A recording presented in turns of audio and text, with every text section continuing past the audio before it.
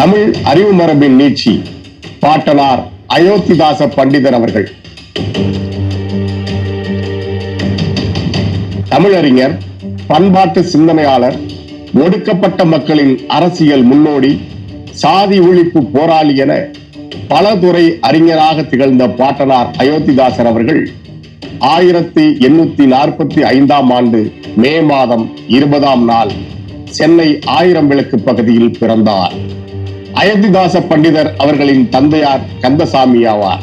தாத்தா அயோத்திதாசரின் இயற்பெயர் காத்தவராயன். தனது பாட்டனார் கந்தப்பன், தந்தையார் கந்தசாமியை போல அயோத்திதாசரும் வைத்தியம், ஓலைச்சுவடி வாசிப்பு, நாள்கோள் கணிப்பு, ஜோதிடம், இலக்கியம் ஆகிய பல துறைகளில் பாண்டித்யம் பெற்றிருந்தார். போகர் 700, அகத்தியர் பரிபாசை 200, பாலவாகடம், புலிப்பாணி வைத்தியம் 500 உள்ளிட்ட மருத்துவ நூல்களை அச்சுக்கு கொண்டு வந்த கவிராஜர் பி. அயோத்திதாச பண்டிதரிடம் மாணவராக சேர்ந்தார். அவரிடம் மரபான கல்வியும் மருத்துவமும் முறைப்படி கற்றுத் தேர்ந்தார். குரு மீது கொண்ட பற்றுதலால் காத்தவராயன் எனும் தன் பெயரை அயோத்திதாசர் என மாற்றிக்கொண்டார். நமது தாத்தா அயோத்திதாசரின் குடும்பம் ஆங்கிலேய அதிகாரிகளுடன் நட்பு கொண்டிருந்தது என்பதால் அவரது வாழ்க்கை 1890ஆம் ஆண்டு வரை சென்னையிலும் நீலகிரியிலும் மாறி மாறி கழிந்தது. நீலகிரியில் துளசி மாடம், அத்வைதானந்த சபை உள்ளிட்டவற்றை நிறுவி 17 ஆண்டுகள் சமூக செயல்பாட்டுடன் மருத்துவமும் பார்த்து கொண்டிருந்தார். 1900களில் சென்னை ராயப்பேட்டையில் புத்திஸ்ட் மெடிக்கல் ஹால் என நிறுவி பிரபல மருத்துவராக திகழ்ந்தார். தமிழ் பெரியார் திரு வி. கல்யாணசுந்தரம் அவர்கள் முடக்குவாத நோயினால் அவதிப்பட்ட போது அவருக்கு சிறந்த மருத்துவராக இருந்த அயோத்திதாச பண்டிதர் விதவிதமாக சிகிச்சை அளித்தார். முழங்காலுக்கு தைலம் பூசி கொஞ்ச காலம் ஆனாலும் முடக்குவாதத்தை முற்றிலுமாக குணப்படுத்தி விடலாம் என நம்பிக்கையூட்டினார். அயோத்திதாசர் தான் சித்த மருத்துவத்தின் மூலம் எழுந்து நடக்க வைத்தார் என்று அவரது நாள் குறிப்பில் குறிப்பிட்டுள்ளார். 1907 முதல் 1914 வரை பிளேக், காலரா, பெருவாரி காய்ச்சல் உள்ளிட்ட நோய்கள் தலைவிரித்தாடின. அயோத்திதாசர் அவர்கள் மருத்துவராகவும் பத்திரிகை ஆசிரியராகவும் இருந்ததால் நோய்களின் தீவிரம் உணர்ந்து தனது தமிழன் இதழில் ஆரம்ப இதழ் தொடங்கி கடைசி இதழ் வரை நோய் பற்றிய செய்திகளை தொடர்ந்து பதிவு செய்து விழிப்புணர்வு ஏற்படுத்தினார். பிளேக் நோய் நாக்பூரில் பரவ தொடங்கியதிலிருந்து பஞ்சாப், மும்பை, பெங்களூர், சேலம் என மாகாண வாரியாகவும் மாவட்ட வாரியாகவும் தொடர்ச்சியாக விவரங்களை வெளியிட்டிருக்கிறார். தாத்தா அயோத்திதாச பண்டிதர் அவர்கள் நீலகிரியில் தோடர் இனத்தைச் சேர்ந்த பெண்ணை திருமணம் செய்து கொண்டார். மனைவியுடன் பர்மாவுக்கு சென்ற அயோத்திதாசர் அங்கே 10 ஆண்டுகள் வாழ்ந்தார். அவர்களுக்கு கண் பார்வையற்ற ஒரு குழந்தை பிறந்து சில தினங்களில் இறந்தது. குழந்தை இறந்த சோகத்தில் அயோத்திதாசரின் மனைவியும் காலமானார். அயோத்திதாச பண்டிதர் மீண்டும் நீலகிரிக்கே திரும்பினார். ஊர் திரும்பிய அயோத்திதாசர் முதல் மனைவி இறந்துவிட்ட பிறகு சமூக அரசியல் புரட்சியாளர் தாத்தா இரட்டைமலை சீனிவாசன் அவர்களின் தங்கை தனலட்சுமியை மணந்தார். அயோத்திதாசருக்கு பிறகு அவருடைய பணிகளை முன்னெடுத்தவர் அவருடைய மகனாகிய பட்டாபிராமன் ஆவார். அயோத்திதாசரின் தமிழன் இதழை அவர் சில காலம் நடத்தினார். நாரதீய புராண சங்கை தெளிவு எனும் 570 பாடல்களை கொண்ட நூலின் சுவடிகள் அயோத்திதாசருக்கு கிடைத்தன. அதிலிருந்தே இந்தியாவில் பௌத்தம் சாதி அமைப்புக்கு எதிராக நடத்திய போராட்டம் பற்றியும் பின்னாளில் பௌத்தம் அடிமைப்படுத்தப்பட்டது பற்றியும் அறிந்து கொண்டார்.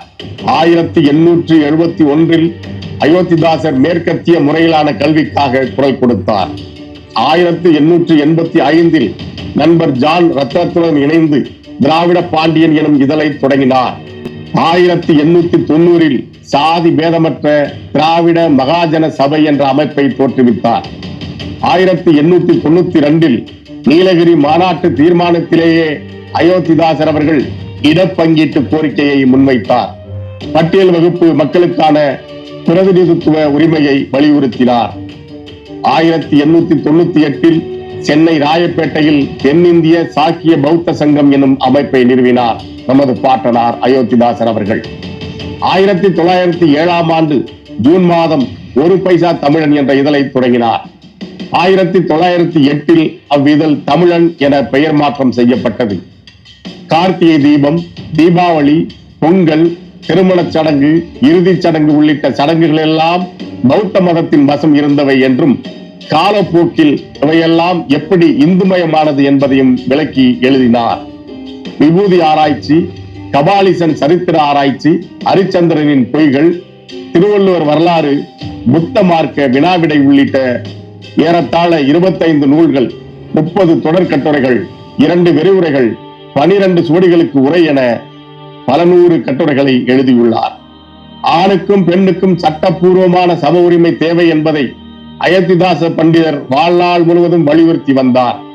கைம்பெண் மறுமணம், பெண்களுக்கு தொழிற்கல்வி ஆகியவற்றை கூறினார். இதனால் அவர் தென்னிந்தியாவின் சமூக சீர்திருத்தங்களின் தந்தை என்று அழைக்கப்பட்டார். ஏதுமற்ற மக்களுக்காக எண்ணற்ற தொண்டுகள் புரிந்த சமூக புரட்சியாளர் நமது தாத்தா அயோத்திதாச பண்டிதர் அவர்கள் 1914ஆம் ஆண்டு மே மாதம் 5ஆம் நாள் இயற்கை எய்தினார். தமிழ் அறிவு மரபின் நீட்சி பாட்டனார் அயோத்திதாச பண்டிதர் அவர்களின் நினைவை சுமந்து அவரது கனவை நோக்கி அவரது உன்னத லட்சியத்தை நிறைவேற்றுவதற்காக உறுதியாக போராடுவோம் என்று நாம் தமிழர் கட்சி உறுதியேற்கிறது. பண்பாட்டு புரட்சியாளர் தாத்தா அயோத்திதாச இரட்டைமலை சீனிவாசன் அவர்கள். ஆங்கிலேய ஆட்சியில் சமூகத்தில் ஒடுக்கப்பட்ட மக்களின் விடுதலைக்காக போராடிய புரட்சியாளர் இரட்டைமலை சீனிவாசன் அவர்கள்.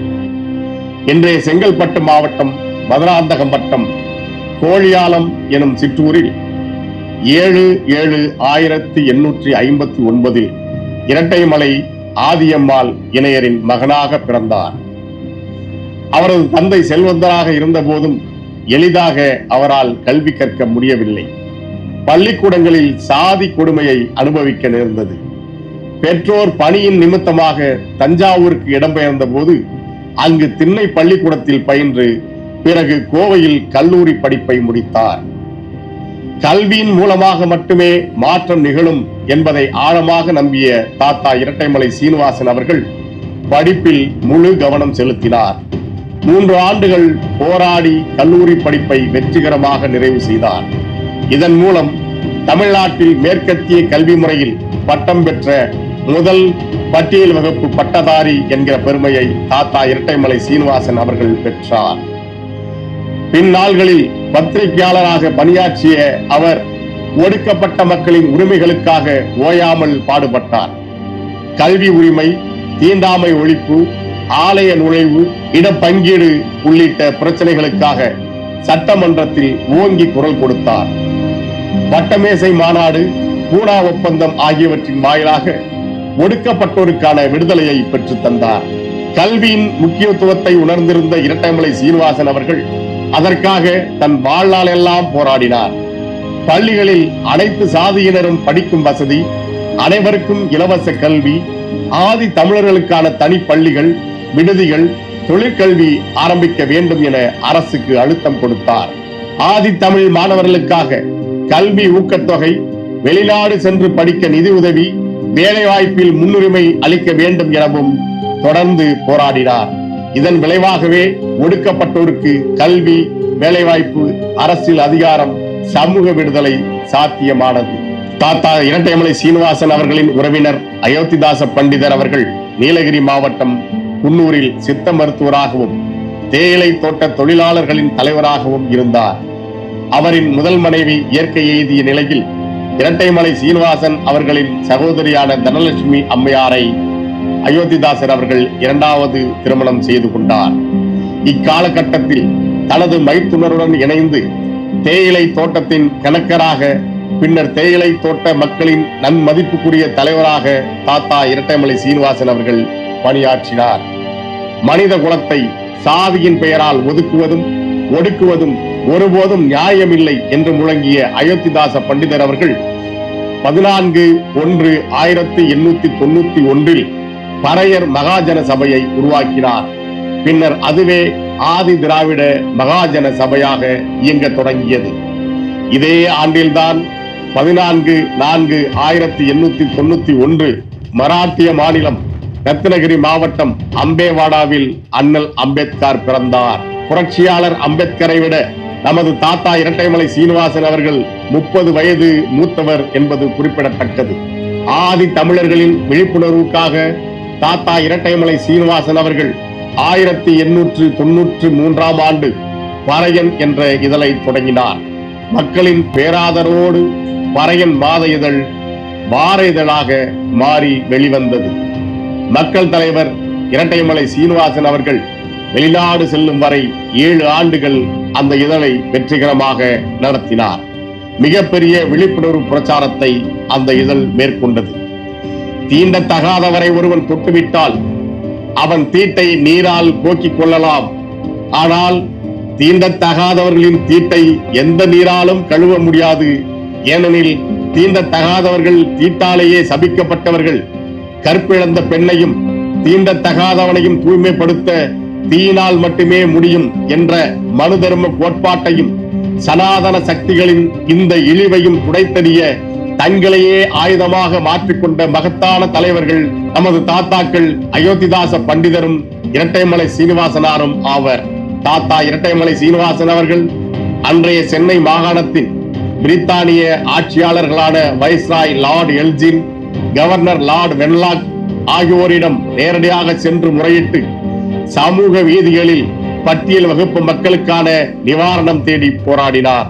புரட்சியை உருவாக்கினார். உரிமைகளை பெற்று தந்தார். இந்நிலையில் பட்டியல் வகுப்பு மக்களுடைய நிலையை ஆங்கிலேய அரசுக்கு தெரிவிப்பதற்காக லண்டன் செல்வதற்காக மும்பை சென்று 1902 ஆண்டு மேற்கு நோக்கி பயணம் செய்த முதல் கப்பலில் தாத்தா இரட்டைமலை சீனிவாசன் தன் பயணத்தை தொடங்கினார். ஆனால் அந்த கப்பல் ஆப்பிரிக்காவில் போய் சேர்ந்தது. அங்கே இறங்கி 2 ஆண்டுகள் பணியாற்றிவிட்டு 1904 ஆண்டு தென்னாப்பிரிக்கா சென்றார். அக்காலகட்டத்தில் அவர் பெற்ற கல்லூரி படிப்பாலும் ஆளும் வெள்ளையர் ஆட்சியால் பெற்ற ஆங்கில புலமையாலும் தென்னாப்பிரிக்காவில் நேட்டாலில் உள்ள நீதிமன்றத்தில் மொழிபெயர்ப்பாளராக பணிபெற்றார். அங்குதான் வழக்கறிஞராக பணியாற்றிய மோகன்தாஸ் கரம்சந்த் காந்தியை முதலாக சந்தித்தார் நமது தாத்தா இரட்டைமலை சீனிவாசன் அவர்கள். காந்தி தன்னுடைய பெயரை தமிழில் மோ க காந்தி என்று எழுதுவதற்கும் திருக்குறளை பற்றி அறிந்து கொள்வதற்கும் நமது தாத்தா இரட்டைமலை சீனிவாசன் உந்து சக்தியாக இருந்திருக்கிறார் என்பது வரலாறு. ஏறக்குறைய 16 ஆண்டுகள் தென்னாப்பிரிக்காவில் பணியாற்றிய பிறகு 1921 ஆண்டு தாயகம் திரும்பி அரசியலில் தன்னை இணைத்துக் கொண்டு தமிழ்நாட்டு அரசியலில் தவிர்க்க முடியாத தலைவரானார் நமது தாத்தா இரட்டைமலை சீனிவாசன் அவர்கள். 1923 தொடங்கி 1936 வரை சென்னை மாகாணத்தின் நீதி கட்சியின் அமைச்சரவையில் சட்டமன்ற மேலவை உறுப்பினராக தேர்வு செய்யப்பட்டு தனது எண்ணங்களுக்கு வடிவம் கொடுத்து தனது லட்சியங்களுக்கு உயிர் கொடுத்து பொதுச்சாலைகள், பொது கிணறுகள், ஆலயங்களை ஏனைய சமூகத்தினர் பயன்படுத்துவது போலவே பட்டியல் வகுப்பு மக்களுக்கும் அதை பயன்படுத்த உரிமை கிடைக்க வேண்டும் என்று 25/8/1924 அரசியல் சட்ட நிர்ணய அவையில் தீர்மானம் கொண்டு வந்தார். 1925 ஆண்டு அதை அரசாணையாகவும் வெளியிட செய்த மகத்தான தலைவர் நமது தாத்தா இரட்டைமலை சீனிவாசன் அவர்கள். அவரது மக்கள் பணிகளை பாராட்டி அன்றைய ஆங்கில அரசு 1926 பிப்ரவரி 20 ராவ் சாஹிப் பட்டத்தை வழங்கி சிறப்பித்தது. எளிய மக்கள் நல்வாழ்வு பெற்று சம உரிமையுடன் வாழ தனது இறுதி மூச்சு வரை போராடிய நமது தாத்தா இரட்டைமலை சீனிவாசன் அவர்கள் 1945 ஆண்டு செப்டம்பர் 18 நாள் இயற்கையோடு கலந்தார். தாத்தா இரட்டைமலை சீனிவாசன் அவர்களின் நினைவை சுமந்து அவரது கனவை நோக்கி அவரது லட்சியத்தை நிறைவேற்றுவதற்காக உறுதியாக போராடுவோம் என்று நாம் தமிழர் கட்சி உறுதியேற்கின்றது. தாத்தா இரட்டைமலை சீனிவாசன் அவர்களுக்கு நாம் தமிழரின் புகழ் வணக்கம். இலக்கு ஒன்றுதான், இனத்தின் விடுதலை. நாம் தமிழர்.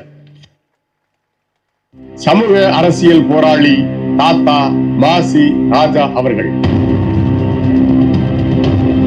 அண்ணல் அம்பேத்கருக்கு முன்பாகவே பட்டியல் வகுப்பு மக்களுக்காக, அவர்களின் உரிமைகளுக்காக போராடிய தமிழர் தலைவர், சமூக அரசியல் போராளி MC ராஜா என குறிப்பிடப்படுகிற நமது தாத்தா மாசி ராஜா அவர்கள் ஆதி திராவிட மகாஜன சங்கத்தின் ஆரம்பகால நிர்வாகிகளில் ஒருவரான மயிலை சின்னத்தம்பி அவர்களின் மகனாக 1883 ஆண்டு ஜூன் 17 நாள் சென்னை பரங்கிமலையில் பிறந்தார்.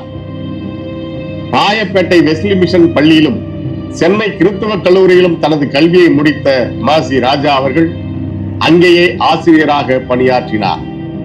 எளிய முறையில் கற்பிப்பது பற்றி ஆசிரியர் பெருமக்களுக்கு MC ராஜா அவர்கள் எழுதிய அளவை நூல் லாஜிக் டெக்ஸ்ட் புக் கற்பிக்கும் முறை தொடர்பாக தமிழில் வெளியான முன்னோடி நூல் என கருதப்படுகிறது. மாணவர்களுக்காக சிறு சிறு இலக்கண நூல்களையும் நீதி நூல்களையும் எழுதியுள்ளார் நமது தாத்தா ராஜா அவர்கள். ரங்கநாயகி அம்மாளுடன் இணைந்து சாய்ந்தாடம்மா சாய்ந்தாடு, கைவீசம்மா கைவீசு, நிலா நிலா ஓடிவா, காக்கா கண்ணுக்கு மை கொண்டு வா என இன்றைக்கும் நாம் குழந்தைகளுக்கு கற்றுத்தரும் பாடல்களை எழுதி மழலையர் பாடல் நூலை கிண்டர் கார்டன் ரூம் என்ற தலைப்பில் வெளியிட்டார் தாத்தா ராஜா அவர்கள். ஆதி தமிழர் விடுதலைக்கு கல்வி எவ்வளவு முக்கியம் என்பதை உணர்த்தும் வகையில் சென்னையில் பல இடங்களில் இரவு பள்ளிகளையும் விடுதிகளையும் தொடங்கினார். கல்வியின் மூலமாக ஆதி தமிழர் வாழ்வில் வளர்ச்சியை காண முடியும், அரசியல் அதிகாரத்தை பெற முடியும். எனவே எம் மக்களுக்கு இலவச கல்வி கற்க அனுமதி தாருங்கள் என ஆங்கிலேய ஆட்சியாளர்களிடம் கோரிக்கை விடுத்தார். 1917 தொடக்க கல்வி குழு, 1919 தொடக்க கல்வி மசோதாவுக்கான சட்ட வரைவு குழு, உயர்கல்வி மறுசீரமைப்பு குழு, சென்னை பல்கலைக்கழக செனட் என பல குழுக்களில் பங்கேற்று கல்வி உரிமைக்காக இடைவிடாது போராடினார். அம்பேத்கருக்கு முன்பே ஆங்கிலேய அதிகாரிகளை சந்தித்து ஒடுக்கப்பட்ட மக்களுக்கான உரிமை குறித்து வலியுறுத்தியவர் மாசி ராஜா அவர்கள். சென்னை பல்கலைக்கழகத்தில் ஆட்சி மன்ற குழுவில் 2 முறை இடம்பெற்றார். சென்னை பச்சையப்பன் கல்லூரியில் ஆதி திராவிடர்கள் நுழைவதற்கு உரிமை மறுக்கப்பட்டதை எதிர்த்து போராடி வெற்றி கண்டார். 1910 ஆண்டுகளில் அரசியலில் தீவிரமாக செயல்பட தொடங்கிய நமது தாத்தா ஆதி திராவிட மகாஜன சபைக்கு புத்துயிர் ஊட்டினார். 1916 அதன் செயலாளராக பொறுப்பேற்று தமிழகம் மட்டுமல்லாது பெங்களூர், மும்பை உள்ளிட்ட நகரங்களிலும் இலங்கையிலும் பரவிய கிளைகளின் செயல் திட்டத்தை வகுத்தளித்தார். 1917 மாண்டேகுவையும் 1919 செம்சுபூரையும் சந்தித்து ஒடுக்கப்பட்டோருக்கான அரசியல் உரிமையை கோரி மனு அளித்தார். இதன் தொடர்ச்சியாக சென்னை மாகாண சட்டமன்றத்தின் உறுப்பினராக நியமிக்கப்பட்டார். தீண்டாமை ஒழிப்பு, ஆலய நுழைவு, ஆங்கிலோ இந்திய பள்ளிகள், தாய்மொழி கல்வி உரிமை, கல்விக் கொள்கையில் சமூக நீதி, முன்னாள் ராணுவ வீரர்களுக்கு நிலமும் வேலையும், சிறுபான்மையோர் பாதுகாப்பு, ஒடுக்கப்பட்டோருக்கு முன்னுரிமை என சட்டமன்றத்தில் பல்வேறு திட்டங்களுக்காகவும் குரல் கொடுத்தார். 1922 ஆதி குடிகளான பறையர் மற்றும் பஞ்சமரை அதிகாரப்பூர்வமாக ஆதி திராவிடர், ஆதி ஆந்திரர் என குறிப்பிட வேண்டும் என தீர்மானம் கொண்டு வந்தார். மாசி ராஜா தந்த அந்த அடையாளத்தாலேயே இன்றும் பட்டியல் வகுப்பினர் குறிப்பிடப்படுகின்றனர். 1923 சென்னை ஆளுநர் வெலிங்டன் பிரபு, கவர்னர் ஜெனரல் ரீடிங் பிரபு ஆகியோரையும் 1925 போஷன் பிரபுவையும் சந்தித்து நாடு முழுவதும் உள்ள ஒடுக்கப்பட்டோருக்கான அரசியல் முன்னுரிமையை கோரினார். இதற்காக சென்னை மாகாணம் மட்டுமல்லாது டெல்லி வரை சென்று 500க்கும் மேற்பட்ட பொதுக்கூட்டங்களையும் 100க்கும் மேற்பட்ட மாநாடுகளையும் நடத்தி ஒடுக்கப்பட்டோரை ஒன்றிணைத்தார். ஒடுக்கப்பட்டோருக்கான சமூக உரிமை, வாக்குரிமை, அரசியல் அதிகாரம் கோரிய மாசி ராஜா அவர்கள் தி அப்ரஸ்ட் இந்துஸ் என்று ஆங்கிலத்தில் தலைப்பிடப்பட்ட ஒடுக்கப்பட்ட இந்துக்கள் என்ற பொருளில் ஒரு நூலை வெளியிட்டார். வரலாற்றிலும் இலக்கியத்திலும் அவருக்கு இருந்த ஆழமான அறிவையும் கள அனுபவத்தையும் வெளிக்கொணர்ந்த அந்த நூல் இந்திய சாதி சமூகத்தின் உண்மையான முகத்தை ஆட்சியாளர்களுக்கு காட்டியது. 1928 அகில இந்திய ஒடுக்கப்பட்டோர் அமைப்பினை ஏற்படுத்திய மாசி ராஜா அவர்கள் லண்டனுக்கு சென்று இந்தியாவில் 130 ஆண்டுகள் பிரிட்டிஷ் ஆட்சி நடைபெற்ற பின்னரும் கூட பட்டியல் வகுப்பு மக்களாகிய நாங்கள் மிக மிக ஒடுக்கப்பட்ட நிலையில் இன்னமும் இருக்கிறோம் என்கிற உண்மை மிக மிக மோசமான உண்மை என்று வாதிட்டார். 1942ஆம் ஆண்டு புனேவில் நடந்த அம்பேத்கரின் பிறந்தநாள் கூட்டத்தில் பங்கேற்ற மாசி ராஜா அவர்கள் அவருடன் ஏற்பட்ட முரண்கள் குறித்து மனம் விட்டு பேசினார். அதன் பின்னர் கிரிப்ஸ் குழுவில் அம்பேத்கருடன் இணைந்து செயல்பட்டார். தன் மக்களுக்கு தன்னுடைய சொந்த முயற்சியினால் அரசியல் உரிமை பெற்றுத்தர வேண்டும் என்ற எண்ணத்தாலேயே மாசி ராஜா அவர்கள் அம்பேத்கருடனான முரண்களிலிருந்து அதை மாற்றிக்கொள்ள வேண்டிய முடிவை எடுத்தார்.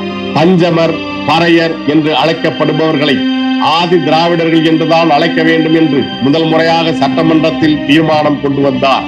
அந்த வகையில் இன்று ஆதி திராவிடர் நலத்துறை என்று அழைக்கப்படும் துறையின் முன்னோடிகளில் ஒருவர் மாசி ராஜா அவர்கள். அன்றைய நாளில் ஆலய நுழைவு மேம்பாட்டு மசோதாவை ஆதரித்தார். மேலும் பொது இடங்களில் ஆதி திராவிடர்களை அனுமதிக்காதவர்கள் மீது கடுமையான நடவடிக்கை எடுக்க வேண்டும் என்றும் வலியுறுத்தினார். இறுதி வரை எளிய மக்களின் மேம்பாட்டுக்காக போராடிய அண்ணல் மாசி ராஜா அவர்கள் 1943ஆம் ஆண்டு ஆகஸ்ட் 23ஆம் நாள் சென்னை பரங்கிமலையில் தனது வீட்டில் இயற்கையோடு கலந்தார். வாழ்நாள் முழுவதும் கல்வி, தீண்டாமை, ஆலய நுழைவு போராட்டம், ஆதித்தமிழர் மேம்பாடு என ஒடுக்கப்பட்ட மக்களின் முன்னேற்றத்திற்காக போராடிய நமது தாத்தா மாசி ராஜா அவர்களின் நினைவை போற்றுவதில் நாம் தமிழர் கட்சி பெருமிதம் கொள்கிறது. சமூக அரசியல் போராளி தாத்தா மாசி ராஜா அவர்களுக்கு நாம் தமிழரின் புகழ் வணக்கம். இலக்கு ஒன்றுதான், இனத்தின் விடுதலை. நாம் தமிழர்.